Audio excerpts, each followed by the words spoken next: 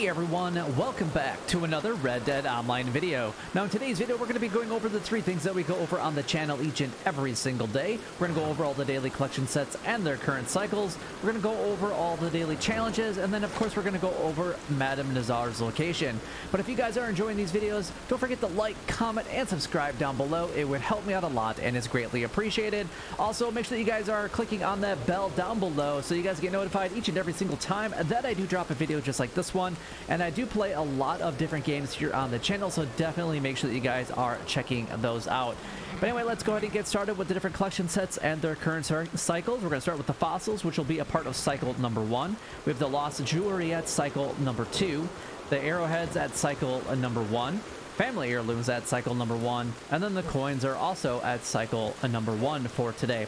Now the next 4 sets that I'm about to go over, you don't even need to be a collector at all in order to collect them, but you do need to be a collector in order to sell them.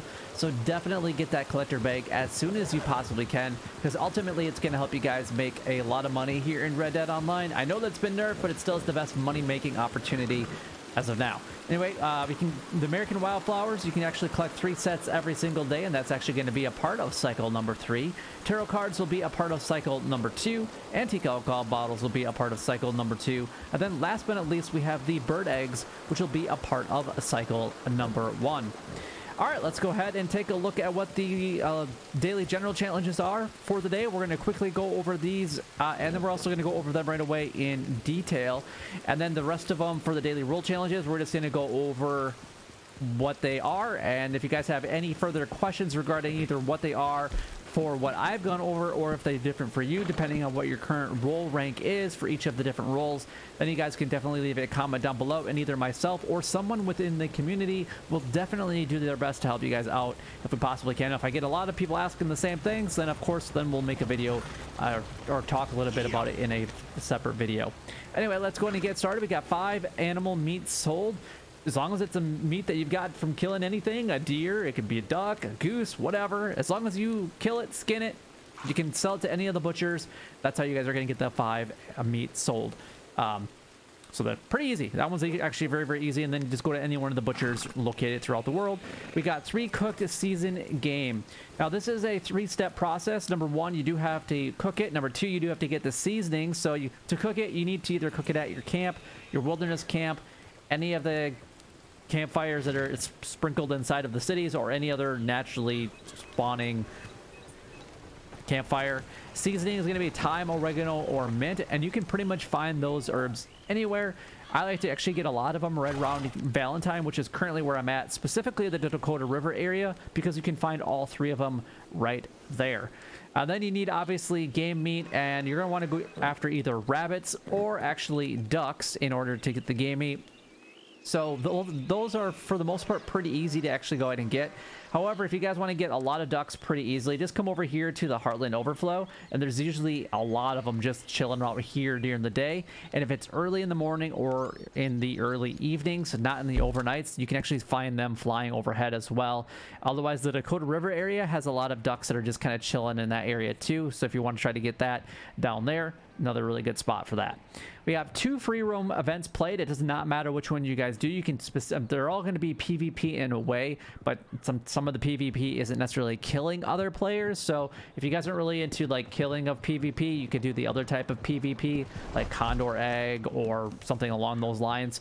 And then you just have to play 2 of them. Now these don't happen all the time, but it really doesn't matter which 2 that you participate in. If you're looking for the ones that you like to participate in, you might be waiting a while. 2 heron skins. I recommend that you guys either go to the Blue Water Marsh area or the Bayou NWA area. Specifically, we're going to go over to the Blue Water Marsh area because that's where I'm going to tell you guys to go. If you guys pretty much come right here, right in this area, pretty much right where the E and the R on Blue Water Marsh is at, you will find a ton of herons all over this location, and actually some down in this area as well. You can't miss them. They're all over the place, and more than likely they're the ones that are flying around overhead as well. You're not going to have any problems going over in that area, and if you do, you're in a wrong session. Just join a brand new session and it should be fine. Moving on to the next one, we've got 5 player or non-player enemies killed at long range. I actually like to do this down in the tumbleweed area. That's my personal preference, but honestly, anywhere that you guys can get a long range at multiple angles it's going to be fine. So actually, you could probably do that right in this general area if you really wanted to, or even around Emerald Ranch. But like I said, we're going to go talk about the one down in Tumbleweed. So if you guys have a better recommendation, by all means, leave a comment down below, because everybody has their different preferences of where they like to go. So I like to come on top of the gunsmith building and kind of be able to look right here. And when you're on top of this building, you can actually see all the way down this road. You can actually see all the way down over here. And stuff over in this area, and you can actually see them coming around this area and actually over here as well.